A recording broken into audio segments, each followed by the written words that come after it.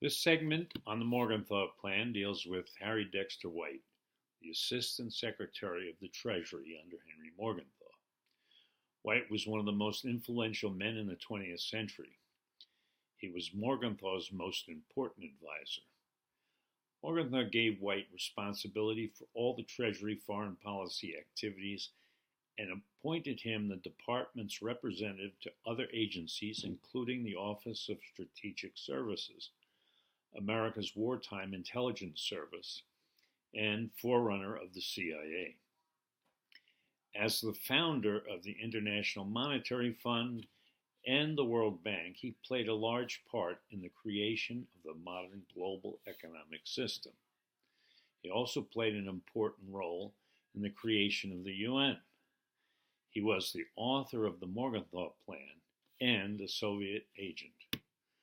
This plan almost drove Western Europe into the arms of the Soviet Union.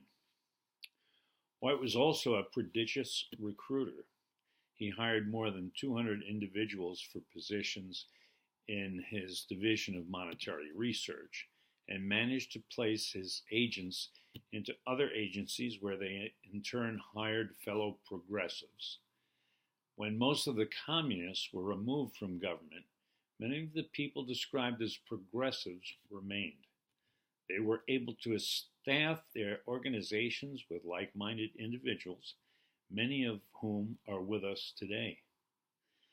These offspring of Sir Harry Dexter White number in the tens of thousands.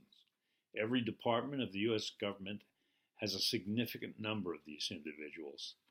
In the Consumer Finance Protection Bureau, they jokingly refer to themselves as Dumbledore's Army. White recommended Colonel Bernard Bernstein for financial advisor at Supreme Headquarters Allied Expeditionary Force in Germany, where Bernstein oversaw the implementation of provisions of the Morgenthau Plan. General Clay claimed Bernstein was, quote, very smart and energetic, but is somewhat warped in his judgment of the problem as a whole. General Clay was highly critical of the Civil Affairs branch. Quote, we certainly went in there with a great number of people in the Civil Affairs branch who were either members of the Communist Party or tended in that direction. Many of these men had come to us on Treasury teams. White induced the Chinese nationalists to hire Che Chong-ting, a secret communist, to be a senior position in their Ministry of Finance. Like all communist agents in the U.S. government, White had his defenders. Edward Peterson claimed, quote, simple-minded observers believed the Morgenthau Plan was part of the communist conspiracy. Professor Jeffrey K. Olick of the University of Virginia is teaching his students and the readers of his book, In the House of the Hangman, that Harry Dexter White was accused in 1948 by Joseph McCarthy's House Un-American Affairs Committee of being a Soviet agent. This absurd allegation has received wide circulation. It was repeated by news commentator Bill O'Reilly. Fortunately, he was corrected by his guest. She pointed out that Senator Joseph McCarthy was elected to the U.S. Senate, and senators do not control committees in the House of Representatives. White volunteered to testify before the House Un-American Activities Committee and gave a rousing soliloquy on American patriotism. Rather than going through all the evidence like the Vonona transcripts demonstrating that White worked for the Soviets, I'll just give one example. In 1952, Henry Morgenthau went to the FBI and requested their information on White. After seeing White's file, Morgenthau said he was, quote, very upset because there seemed no question but that White was working for the Russians. White was responsible for many pro-Soviet policies. His role in the creation of the Morgenthau Plan will be described in detail later. But in May 1941, White was approached by a Soviet agent, Vitaly Pavlov, and given instructions to recommend the U.S. take a firm stand in their negotiations with Japan. This is referred to as Operation Snow. It was designed to remove the Japanese threat to the Soviets' Eastern Front by instigating a war between the U.S. and Japan. One of the demands of Pavlov's note was for Japan to evacuate Manchuria, a part of China where they had made large investments. It was obvious that Japan would never accept this demand. White sent a memo to Morgenthau containing the Soviet recommendations. John Morton Bloom claimed that Secretary of State Cordell Hull made the White memo the basis, among others, for fashioning his answer to the Japanese. Herbert Romerstein contended Hull used most of the harsh, demanding language in his ultimatum to the Japanese on November 26, 1941. Certainly, White did not single-handedly provoke the Japanese to attack Pearl Harbor, but he made a significant contribution, and on January 21, 2000, in the Independent Military Review published in Moscow, Vladimir Kopov stated Stalin was the real initiator of the ultimatum to Japan that provoked the Pacific War. It should be noted that White's memo was written while the Nazi-Soviet pact was still in force. White was instrumental in providing the Soviets with a duplicate set of plates to produce occupation currency for Germany. R. Bruce Craig wrote, "Neither White nor anyone else in the position of authority in the Treasury or State Department could have anticipated the serious economic repercussions that developed in the ensuing months as a result of the War Department's failure to address occupation currency redemption policies and practices." Vladimir Petrov related that the three Western allies put into circulation a total of 10.5 billion occupation marks.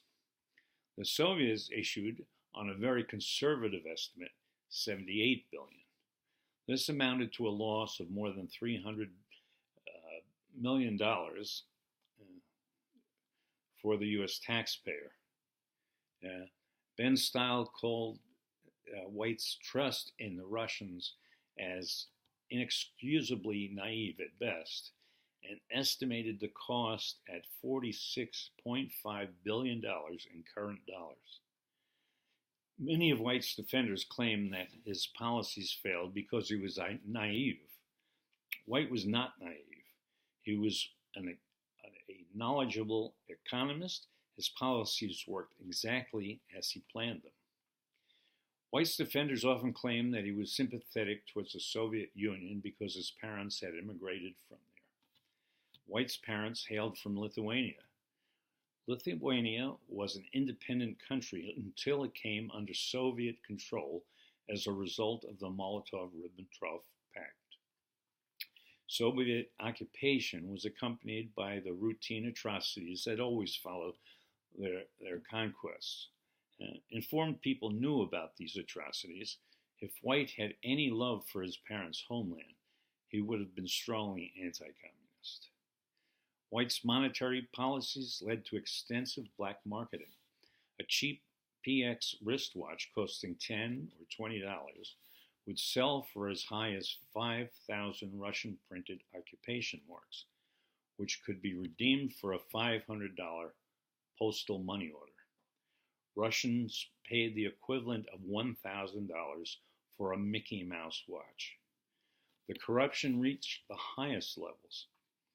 Edward Peterson reported that the chief U.S. prosecutor at Nuremberg and Supreme Court Justice Robert Jackson demanded that the military property officer acquire 2 grand pianos for him.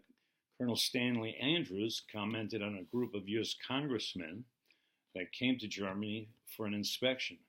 They were given post-exchange cards which which allowed them to buy anything they wanted at the local post exchange.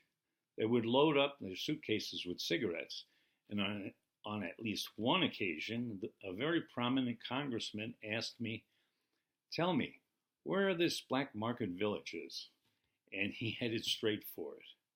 Diana West, in her book American Portrayal, received a great deal of criticism for demonstrating how extensive Soviet influence was during the Roosevelt administration.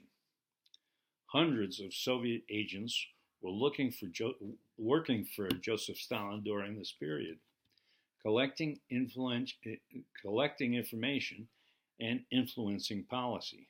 Yet highly respected historians have denied Soviet agents influenced U.S. policy.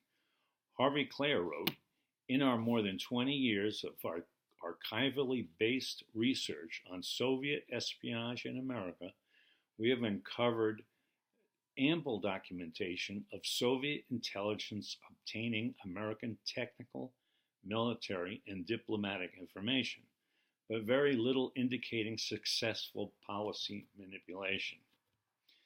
John Hayes wrote, "Soviet manipulation of American policy," which, by the way, Soviet intelligence agencies didn't do that. They were into intelligence, not policy manipulation. And there are sensible reasons for that, but that's another question. It's a mystery why highly respected historians would jeopardize their credibility by claiming the Soviet agents did not manipulate policy. There are many mysteries in the account of the Morgenthau Plan. Once it is recognized that Soviet agents played an important role in determining U.S. policy, many of these mysteries are solved. Thank you.